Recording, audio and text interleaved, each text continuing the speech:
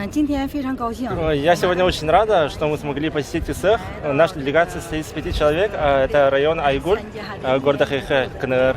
Для меня это высокая честь, и впечатления очень хорошие остались от открытия.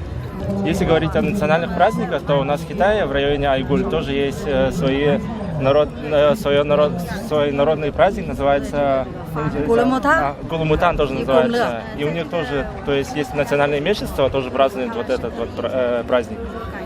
Очень похож.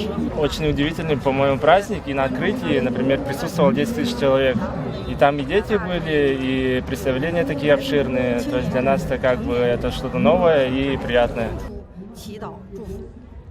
Мне очень это понравилось, и это было прекрасным представлением под открытым небом, и это напомнило мне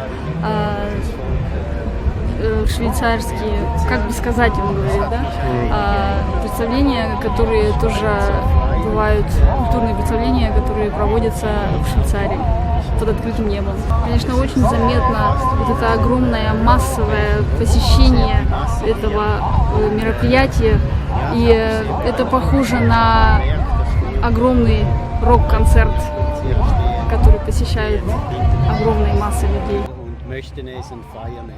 Thank you for this beautiful fest. It's a second way that I come here. It's every time fantastic.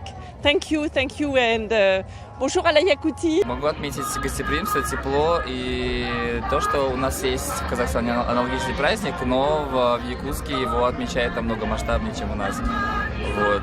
Теперь я приеду в Казахстан, наверное, будет над чем работать. А в Казахстане как называется? В Казахстане называется Наурыз, он и отмечается 22 марта. По факту этот праздник очень сильно схож, но так как в Казахстане весна наступает раньше, тепло именно, здесь тепло начинается чуть позднее, поэтому, наверное, есть разница. А так, по факту, праздник очень сильно похож.